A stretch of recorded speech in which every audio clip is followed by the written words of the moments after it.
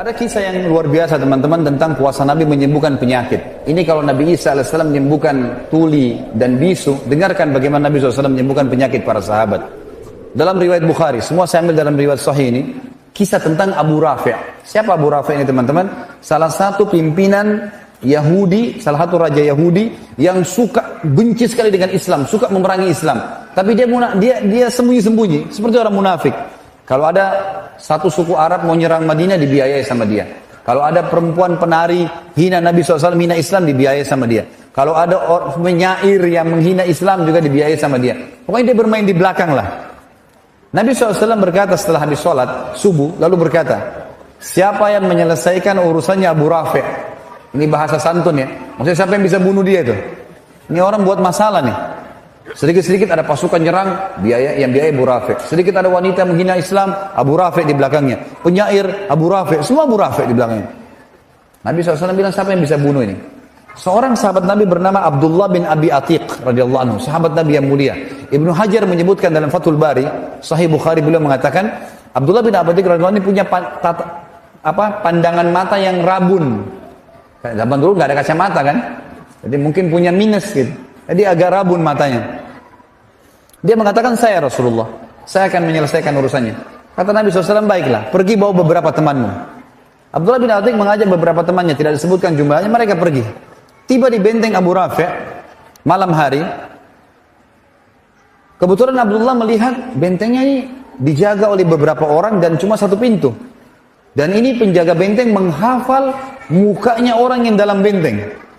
Jadi nggak bisa orang asing masuk. Malam sudah ditutup.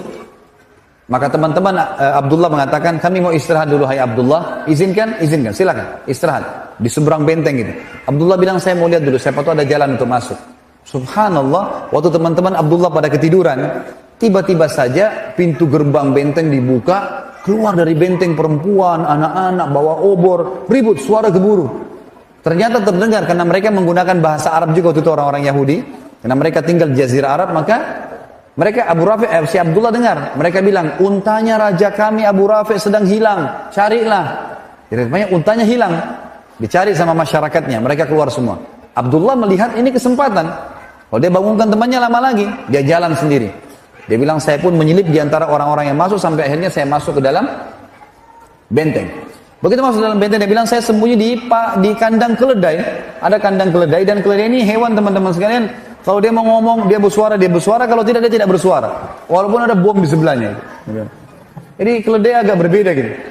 Dia sembunyi di sebelah keledai. Keledai ini tidak mau teriak, tidak mau suara kalau dia merasa tidak perlu gitu. Kalau dia bersuara juga buruk. Kata Allah, inna angkaral aswati la sautul hamir, gitu kan. Suara yang paling buruk suaranya keledai. Kata Abdullah, saya sembunyi di kandang keledai. Sampai orang semua sudah masuk, penjaga benteng sudah merasa aman, dia mencantolkan pintu gerbang, lalu mereka pun pergi tidur. Setelah aman, saya pun membuka pintu gerbang, kemudian saya cantolkan dengan batu supaya saya bisa lari. Lalu saya mulai mencari di mana rumahnya Abu Rafi'. Saya melihat ada 2 lantai, ada ruangan 2 lantai. Lantai yang di atas ini ada kayak ada penerang, ada lampu. Zaman dulu orang pakai sumbu, gitu kan. Lalu kemudian terdengar di sana suara orang-orang mengatakan Abu Rafi', Abu Rafi'. Maka saya tahu itu adalah rumahnya Abu Rafi'. Di sebelah rumah Abu Rafi' ada rumah-rumah juga pakai pintu dan ada cantolan-cantolannya. Kayak sekarang kita zaman dulu tuh ditaruh terus digembok dari luar gitu kan. Dia bilang begitu sudah dipadamkan lampu sumbunya, semua orang sudah masuk ke rumah-rumah di sebelah. Saya pun naik ke lantai 2 lalu saya menutup semua pintu-pintu itu. Lalu kemudian saya buka pintunya rumahnya Abu Rafi', lalu saya mengatakan, Abu Rafi'. Abu Rafi' ini hafal suara teman-temannya dan sudah gelap. Kata Abu Rafi', siapa itu? Abdullah bilang, begitu saya dengar suara mengatakan dari satu arah, siapa itu? Saya ke sana, saya tebaskan pedang saya, kemudian saya lari keluar. Karena matanya agak gelap, dan gelap juga ruangan. Saya ingin melihat cahaya langit yang masih ada di malam hari gitu kan. Ternyata waktu saya tiba di pintu rumah Abu Rafi' belum mati. Dia berteriak kesakitan gitu kan. Maka saya pun mengatakan, mengubah suara saya lagi, lalu saya mengatakan, ada apa wahai Abu Rafi'? Abu Rafi' bilang, ada orang yang berusaha bunuh saya. Kata Abdullah, begitu saya dengar suara di arah suaranya dia, saya mengejar lalu saya tebas lagi dengan pedang. Kembali lagi ke pintu, ternyata Abu Rafi' belum mati. Kata Abdullah, saya mengubah suara saya ketiga kalinya. Ada apa wahai Abu Rafi' dengan suara yang berbeda, gitu kan? Baru Abu Rafi dengan dalam kesadikan, ada orang mau bunuh saya. Kata Abdullah, saya pun mendatanginya, lalu saya pastikan pedang saya tancapkan ke dadanya, sampai tulang belakangnya bunyi. Ya. Mati, kemudian dia bilang, saya tinggalkan. Kemudian saya turun, karena buru-buru, ini sudah ribut di sekitar rumahnya Abu Rafi ini. Dia bilang, saya buru-buru turun dari anak tangga, karena buru-buru, akhirnya saya tidak menghitung lagi anak tangga, saya jatuh, tulang kering saya patah. Tulang kering kaki kanannya patah. Radhiyallahu anhu. Beliau mengatakan, saya cabut imamah saya, lalu saya ikat kaki saya, kemudian saya berjalan dengan satu kaki keluar sampai menyeberang ke tempat teman-teman saya. Teman-teman saya pun sudah bangun, lalu mereka mengatakan, ada apa wahai Abdullah? Abdullah mengatakan, alhamdulillah Allah sudah menyelesaikan urusan musuhnya. Sudah begini ceritanya, sudah mati. Gitu. Lalu kata teman-temannya, kalau gitu kita pulang ke Madinah, beritakan kepada Nabi SAW. Kata Abdullah, sebentar, saya tidak mau pulang sampai saya pastikan Abu Rafi mati. Kalau kalian mau pulang, pulang aja dulu. Teman-temannya lalu pulang ke Madinah. Abdullah nunggu sampai pagi hari, terbit matahari, habis subuh lah. Biasanya tradisi orang Yahudi kalau ada pimpinan mereka mati, mereka naik ke menara-menara benteng, lalu mereka menyampaikan kalau si fulan mati.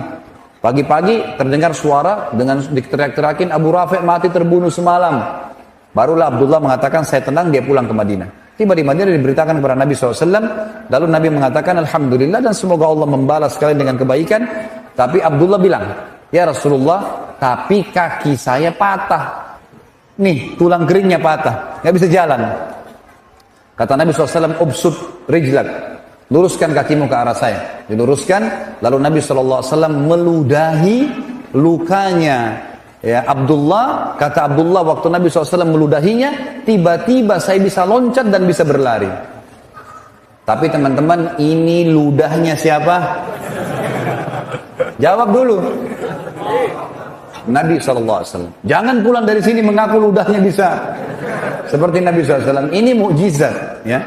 Jangan salah paham ini. Karena pernah terjadi teman-teman sekalian, ada satu orang, namanya Musailam al-Kadzab. Pernah dengar? Musailamah ini yang mengaku Nabi di zaman Nabi SAW. Makanya diberikan julukan Kadzab.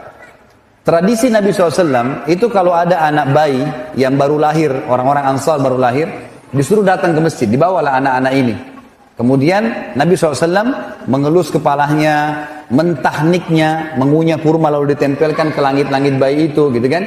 Nabi SAW memberikan nama. Jadi para sahabat senang gitu. Sampai mereka mengatakan, kami bangga pada saat yang pertama masuk ke perut bayi kami air liur Nabi SAW. Gitu kan? Karena Nabi suka mentahnik. Nah, satu kali Nabi SAW pernah mengelus kepala anak bayi, rambutnya jadi subur. Rambutnya jadi subur bayi itu. Musailam al-Kadzab ada di sekitar Yaman. Pengikutnya banyak. Lalu mereka bilang, hai Musailamah, itu Nabi yang di Hijaz, yang di Madinah, elus kepala anak bayi, subur. Ini ada anak kami, rambutnya sudah subur. Coba elus, siapa tahu bisa lebih subur. Tiba-tiba waktu Musailam al-Kadzab mengelus rambutnya bayi itu, gugur rambutnya.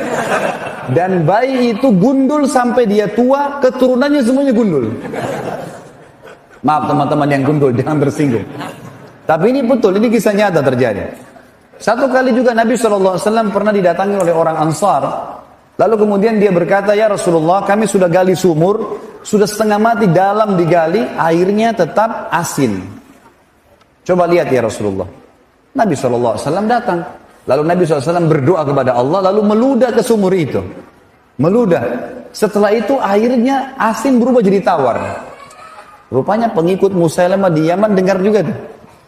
Hai Musailamah, itu Nabi yang di Hijaz tuh, meludah ke sumur, asin jadi tawar. Ini ada sumur kami sudah tawar, coba kau ludah. Musailamah datang, lalu dia mantra-mantrain, dia ucap-ucapin macam-macam mantranya dia, kemudian dia meludah, berubah. Dalam hadis Bukhari dikatakan, air sumur itu yang tadinya tawar, menjadi lebih busuk daripada bau bangkai. Jadi jangan coba-coba. Nah, ini mukjizat Nabi SAW. Riwayat Bukhari yang lain tentang pengobatan Nabi SAW adalah masalah matanya Abu Qatadah radhiyallahu anhu. Abu Qatadah sahabat Nabi yang sangat tampan, gagah. Dalam peperangan teman-teman ada anak panah lepas dari arah musuh, kena matanya, bola mata kanannya kena. Karena kerasnya kena itu dan beratnya anak panah sampai membuat mata Abu Qatadah jatuh. Dalam hadis Bukhari dikatakan ini, matanya itu gelantung. Waktu sahabat-sahabat lihat, para sahabat mengatakan, wahai Abu Qatadah, kami potong aja matamu. Nggak ada solusi lain. Di zaman sekarang saja kedokteran canggih, bagaimana caranya mau dijahit nih? Sudah keluar bola matanya. Kata dia, sebentar. Coba bawa saya ke Rasulullah sallallahu alaihi wasallam. Bawa saya ke sana. Pergilah ke sana. Subhanallah, dari jauh Nabi begitu lihat Abu Qatadah, Nabi senyum. Dan ini kecerdasan Abu Qatadah. Kita lihat nanti dalam banyak kisah teman-teman, sahabat-sahabat yang cerdas waktu Nabi masih hidup, mereka langsung datang ke Nabi minta solusi. Maka mau solusi Nabi mukjizat, gitu kan? Datang ke sana Nabi SAW senyum. Sahabat heran, Abu Qatadah matanya berdarah-darah, Nabi senyum. Langsung Nabi mengatakan, wahai Abu Qatadah, kalau kau mau, Nabi sudah tahu maksudnya apa. Kalau kau mau saya doakan kepada Allah matamu sembuh, bisa. Matamu sembuh, tapi tidak ada jaminan surga. Kalau kau bersabar, matamu nggak ada, dipotong aja, maka pasti kau masuk surga. Karena matamu ini jatuh di jalan Allah nih. Abu Qatadah bingung. Pilih salah satunya, sembuh mata tapi tidak ada jaminan surga, atau tanpa mata dapat jaminan surga. Abu Qatadah setelah perang mau nikah. Nikah matanya satu nggak ada jadi jelek. Apa kata Abu Qatadah dalam hadis Bukhari? Ya Rasulullah, doalah kepada Allah agar mata saya disembuhkan dan saya minta surga. Dua-duanya. Maka dalam hadis ini dikatakan Nabi SAW pun tersenyum lalu ditarik anak panah itu.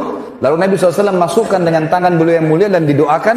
Begitu dicabut, ada dua riwayat Bukhari. Yang pertama sahabat-sahabat di situ mengatakan, waktu Nabi SAW mencabutnya, kami tidak bisa membedakan mana mata Abu Qatadah yang rusak tadi. Bukan cuma sekedar masuk dan utuh, darahnya semua hilang. Seperti bersih dua-duanya. Abu Qatadah juga mengatakan dalam riwayat yang kedua, pada saat Nabi SAW menarik telapak tangannya, maka saya tidak bisa membedakan mana mata saya yang rusak dan yang bagus. Dua-duanya terang. Ini kuasa Nabi SAW dalam menyembuhkan penyakit. Kira-kira lebih hebat ini atau lebih hebat orang tuli disembuhkan? Nabi Isa AS hebat, tapi jangan lupa Nabi SAW juga punya mukjizat. Ini banyak tidak diketahui oleh kaum muslimin. Kemudian teman-teman sekalian, kita pindah kepada kuasa Nabi SAW terhadap air, tinggal beberapa poin ya. Ini teman-teman sekalian pernah terjadi dalam hadis Bukhari di Hudaybiyah. Hudaybiyah, sebuah wilayah sekitar 80 km dari Mekah. Kalau teman-teman sekarang lagi umrah atau haji, bisa minta kepada travelnya, tolong mampirin kami di wilayah Hudaybiyah. Hudaybiyah itu kebanyakan padang pasir teman-teman, dan di situ banyak peternakan unta. Jadi ke Hudaybiyah itu biasanya orang untuk beli susu unta, dan untuk melihat daging unta di situ ya. Kadang-kadang orang membeli dagingnya kalau mereka habis membeli dan seterusnya. Ringkas cerita seperti itulah. Hudaybiyah ini tepat di perbatasan wilayah haram. Jadi kalau masuk Hudaybiyah berarti keluar dari wilayah haram. Nabi SAW pernah mau umroh pada saat itu 1.400 orang ditahan oleh Quraisy, nggak bisa, gitu kan? Maka terjadilah kesepakatan Hudaybiyah. Ringkas cerita, waktu itu mereka kehabisan air, 1.400 orang kehabisan air. Kata Jabir radhiyallahu anhu, kami membawakan seember air untuk Nabi SAW untuk wudu. Nabi sudah mau pulang ke Madinah, kehabisan air, sudah nggak ada air, tapi Nabi nggak tahu. Dibawalah air untuk wudu, lalu semua sahabat 1.399 berkumpul. Nabi SAW tanya, kenapa kalian kumpul di sini? Kata mereka, kata Jabir radhiyallahu anhu, ya Rasulullah, kami kehabisan air, nggak ada air. Jangankan untuk wudu, untuk minum nggak ada, habis. Di sekitar sini nggak ada air. Air terakhir tinggal di ember Anda ini. Anda selesai pakai, kami akan berebut. Maka kata Jabir radhiyallahu anhu, ini saksi bahasan teman-teman, mukjizat yang luar biasa. Maka kata dia, kami menyaksikan baginda Nabi SAW meletakkan telapak tangannya ke dalam ember dan tangannya mengeluarkan air ya non-stop sampai kami semuanya minum, sampai dahaga kami hilang, semua kendi-kendi air kami dipenuhi dan air masih mengalir dari jari telunjuk Nabi SAW. Ini yang saya bilang tadi teman-teman, kalau Nabi Nuh AS berdoa kepada Allah turun hujan dari langit dan keluar air dari bumi, Nabi SAW keluarkan dari telapak tangannya air, mukjizat dari Allah Subhanahu Wa Taala. Ini kuasa yang luar biasa. Dan kata Jabir, jumlah kami waktu itu 1.400 orang dan semuanya berhasil minum dan juga memenuhi kendi-kendi airnya. Teman-teman sekalian, kisah mukjizat yang saya bahasakan mungkin terakhir ya, yang kita sebutkan insya Allah pada malam ini adalah kuasa Nabi SAW terhadap makanan. Ini juga diriwayatkan oleh Imam Bukhari. Kisah Jabir radhiyallahu anhu di perang Ahzab atau perang Khandaq, Parit, ya. Waktu Nabi SAW mendengarkan Quraisy keluar dengan 10.000 orang, seluruh suku-suku Arab yang kafir, berikut dengan Yahudi, Kainuqa dan Nadhir dari Khaybar, semuanya ikut untuk memerangi Nabi SAW dan ingin membagi-bagi Madinah dengan 10.000 penunggang kuda. Ini penunggang kuda ini sama dengan tank sekarang ya. Memang betul-betul habis Madinah pada saat mereka masuk kalau secara hitung-hitungan militer pada saat itu. Nabi SAW musyawarah dengan para sahabat. Salman Al-Farisi radhiyallahu anhu, sahabat Nabi yang mulia ini dulu perdana menterinya Persia. Dan dia juga kepala keamanan militer, gitu kan. Maka dia mengatakannya, Rasulullah, kami di Persia, kalau kami sedang terdesak, maka kami buat parit di sekitar pintu masuk kami, maka musuh nggak bisa masuk. Kalau ada yang masuk, kami serang. Maka Nabi SAW suruh sahabat semuanya buat parit. Ini kalau teman-teman lihat di YouTube sudah ada ceramah sirah tentang perang Khaybar. Panjang lebar saya jelaskan. Ringkas cerita, digalilah parit. Dalam beberapa riwayat ada yang mengatakan yang 7 meter dalamnya, lebarnya 15 meter, yang sulit sekali untuk diloncati oleh kuda. Setiap kali 10 kali 10 meter, Nabi SAW taruh 10 orang sahabat. Dan tidak boleh pulang ke rumah kecuali betul-betul mereka sudah minta izin dengan Nabi SAW. Satu waktu teman-teman, mereka lagi menggali dan dalam kondisi lapar, musuh sudah dekat dengan Madinah, harus menyelesaikan pekerjaan. Ada 2 orang sahabat datang kepada Nabi SAW lalu berkata, ya Rasulullah, kami kelaparan, gak ada makanan. Lalu mereka ngangkat bajunya. Ternyata di perutnya sahabat ini ada 2 buah batu yang diikat. Jadi untuk menghilangkan lapar, batu diikat, lalu diikat dengan keras di perut sehingga ususnya jadi kecil, gitu kan? Sehingga laparnya berkurang. Nabi SAW waktu lihat 2 sahabat ini tidak jawab bapak-bapak. Beliau cuma angkat bajunya dan ternyata di perut Nabi ada 3 batu. Ini jawabannya, saya lebih lapar dari kalian, gitu kan? Maka sahabat yang 2 terdiam. Jabir radhiyallahu anhu lihat pada saat itu. Dia mengatakan, demi Allah, Rasulullah SAW telah tertimpa sesuatu yang sudah luar biasa ini. Sampai lapar ikat batu di perutnya, gak ada yang tahu. Untung ada sahabat yang bertanya gitu. Lalu kata Jabir, ya Rasulullah, izinkan saya pulang ke rumah saya. Kata Nabi SAW, baiklah, pulang. Dia pulang. Dia bilang kepada istrinya, ya, hai istriku, punya makanan gak? Kata istrinya, kenapa? Dia bilang, saya telah melihat sesuatu yang memilukan dari Nabi SAW. Kata istrinya, apa itu? Rasulullah SAW ikat perutnya dengan 3 batu. Masa kita bisa membiarkan itu? Ini lapar, ada makanan. Kata istrinya, persiapan makanan kita adalah 1 sak gandum, ada 1 sak gandum, beberapa kilo gandum, dan ada 1 anak kambing kecil milik kamu di sebelah rumah. Kalau kau mau, potong kambing itu saya buatkan kari, kemudian nanti gandum ini kita buatin roti. Lalu undang Rasulullah SAW makan ke sini. Kata Jabir, pikiran yang bagus. Disembelilah, dibuatlah masakan tersebut. Begitu selesai, sudah siap makanan, kata istrinya, Jabir, ingat, jangan permalukan saya di depan Nabi SAW. Undang Nabi SAW dengan 4 atau maksimal 5 orang sahabatnya. Makanan gak cukup. Ini pas hanya untuk 10 orang paling, maksimal. Mereka 5, saya juga sama kamu, sama anak-anak harus makan. Kata Jabir, tentu saja. Pulanglah Jabir ke Khandaq tadi. Lalu dia bilang, ya Rasulullah, dibisik-bisik Nabi, ladayya tu'ayyim. Ya. Dalam bahasa Arab, makanan bahasa Arabnya ta'am. Ya. Tapi kalau makanan sedikit, dikasih tasghir dan dikasih kecil. Tu'ayyim. Artinya saya punya makan sedikit. Makanan. Kata Nabi SAW, datanglah anda ya Rasulullah ke rumah saya dengan 4 maksimal 5 orang teman-teman anda. Maka Nabi SAW bilang, apa yang kau siapkan hai Jabir? 1 kambing kecil dengan 1 sak gandum. Kata Nabi SAW, banyak dan berkah. Tiba-tiba teman-teman Nabi SAW naik di atas batu tinggi, teriak dengan suara keras, wahai muhajirin dan ansar, kalian semua diundang oleh Jabir. Riwayatnya begitu. Lalu Jabir mengatakan, ya Rasulullah, muhajirin dan ansar. Kata Nabi SAW, iya, pulanglah dan jangan sentuh makanan itu. Coba teman-teman kalau antum di posisi Jabir nih. 1.500, 400 orang waktu itu di Khandaq. Semuanya lapar. Dan pada saat itu disebutkan dalam riwayat Bukhari, 3 hari belum makan. Tidak ada makanan. Maka Jabir pontang-panting lari ke rumahnya. Teriak depan rumah, wahai istriku, kita sudah dipermalukan. Gitu. Begitu riwayatnya. Lalu kata istrinya, kenapa? Rasulullah SAW undang muhajirin dan ansar. Kata istrinya, kan saya sudah bilang jangan permalukan. Bukan perilaku saya, Nabi yang bilang. Maka istrinya cerdas nih. Ini subhanallah, iman kalau dalam hati ada, lain jawabannya. Maka dia mengatakan, sebentar, ada pesannya nggak Rasulullah SAW? Kata Jabir, ada. Jangan sentuh makanan. Jangan sentuh sampai beliau datang. Tunggu. Gitu ya. Baik, datanglah Nabi SAW dengan 1.400 orang. 1.400 orang datang. Rame. Rumahnya Jabir 4 kali 3. Rumahnya kecil. Disebutkan itu 4 kali 3, 4 kali 4. Rumah orang dulu kalau 5 kali 5 itu sudah luar biasa gitu. Maka Nabi SAW masuk, tanya, mana Jabir makananmu? Ini. Lalu Nabi SAW lihat istri Jabir, ditanya, apa yang kau siapin? Gandum ya Rasulullah. Panggil Khabbaza.